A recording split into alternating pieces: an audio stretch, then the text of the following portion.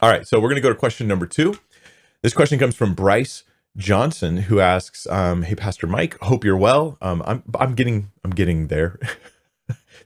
I'm still stuck in the grip of, I guess, what is long COVID, and um, there's not much to be done except to try to manage how much activity I do. If I overdo it, it like throws me out for like days, and so I'll get over it over time. My productivity is really dismal at the moment.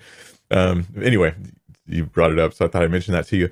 I do, however, have my next Women in Ministry video coming out, though, and it's already recorded. I've already edited. I just need to double check a couple things, and I'll probably put it up within the next 2 days.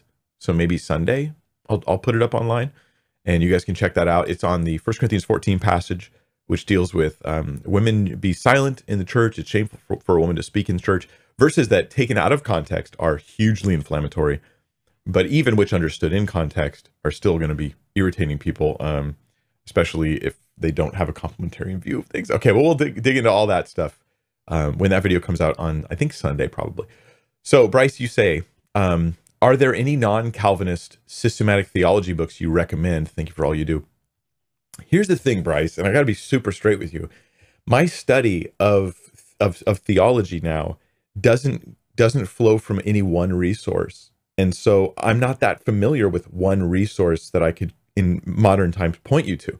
So what happened when I was younger is we would look at, say, Thiessen's theology book. Okay, you could look it up. Go find Thiessen. That's what we studied when I was in my school of ministry, and I found it very helpful. At an even much younger age, it was the Foundations of Pentecostal Theology book. Although I find that as I've grown in my own understanding of things, I look back at some of those resources, for instance, the Foundations of Pentecostal Theology, and I look at it and I go, I don't know if I would just sort of blanketly recommend this to people. You know, it has a lot of value, but if someone goes, give me one, Mike, that I can just really trust, I feel way too intimidated to offer you that. And my current studies, I don't just look at one systematic theology book. Like you could go, oh, Wayne Grudem's got it, and you just recently edited a new one. You could recommend that. Yeah, but have I really studied through Wayne Grudem's book to be able to recommend it? I feel hesitant to suggest one. Because you might take whatever respect or trust you have for me and think that me suggesting this book is an endorsement when I haven't done the homework to be able to endorse it. Doesn't mean it's bad.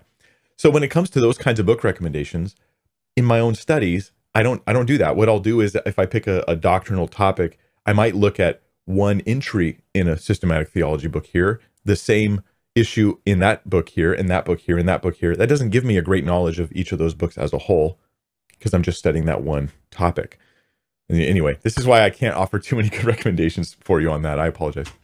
Yeah, when it comes to book recommendations, I tend to be very hesitant for that reason.